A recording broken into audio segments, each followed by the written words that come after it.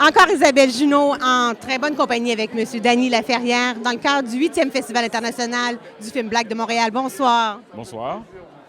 C'est une belle présence ce soir que vous nous faites pour la première du film Winnie. Ben, je ne sais pas, il y a plein de gens là et il y a des gens de tous les horizons, des artistes, des hommes politiques comme le député Dubourg. J'ai vu des musiciennes, et j'ai vu aussi des humoristes. Enfin, il y a toutes sortes de gens, c'est une belle palette. Bien sûr, nous commençons le festival Film Black et pour vous, qu'est-ce que ça représente dans votre ville? Vous êtes haïtien aussi, c'est bien sûr que pour vous, la création, c'est votre rythme de vie. Mais d'assister comme ça, qu'est-ce que ça vous fait? Ah, mais je trouve tout à fait normal qu'une ville doit avoir un certain nombre de festivals pour devenir un centre culturel, un univers culturel, parce que ça permet de voir des films qu'on n'aurait pas vus dans ce cas-là, puisque la situation du cinéma est devenue tellement difficile que les salles ne proposent que des films plutôt à tendance commerciale. Donc c'est très intéressant. Que ce soit maintenant avec des films noirs qui, un peu partout dans le monde, n'ont pas forcément grande audience. Donc c'est une chance pour les Montréalais d'avoir un pareil festival, oui. On a de la grande visite également. Est-ce que vous avez déjà rencontré M. Belafonte? Eh bien non, pas du tout. Même ma mère aurait été heureuse de le rencontrer.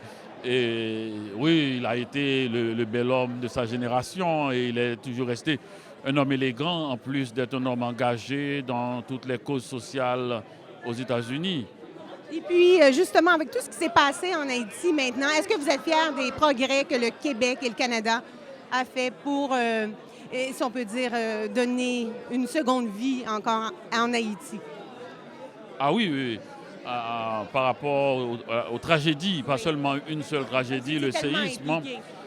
Oui, bien sûr, ça a provoqué une grande émotion dans le monde entier. Oui. Et le Canada, le Québec a été au tout devant de la scène parce qu'il y a une présence haïtienne qui est là depuis longtemps et il y a un certain nombre de gens et nous partageons un même destin francophone en Amérique. En effet. Mais il faut dire, du point de vue humanitaire aussi, Oui.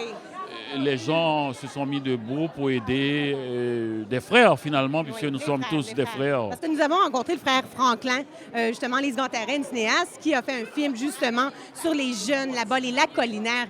Quel reportage! Et lacs collinaires, c'est quelque chose de tellement positif pour l'Haïti. Et au Canada, on n'en parle pas beaucoup, les lacs superficiels qui aident les gens, la population là-bas. Alors, je vous souhaite une très belle soirée au festival. Et puis, pouvez-vous nous parler en quelques mots de votre dernier livre pour nos téléspectateurs, en quelques phrases? Le dernier livre publié, c'est Chroniques de la dérive douce, que j'ai repris après peut-être une quinzaine d'années, qui raconte un peu mon arrivée à Montréal, quand j'avais 23 ans et que je ne connaissais personne et qu'il fallait découvrir une nouvelle ville. Et dans cette ville, j'allais devenir un écrivain. C'est bien. Merci. Bon festival. Merci.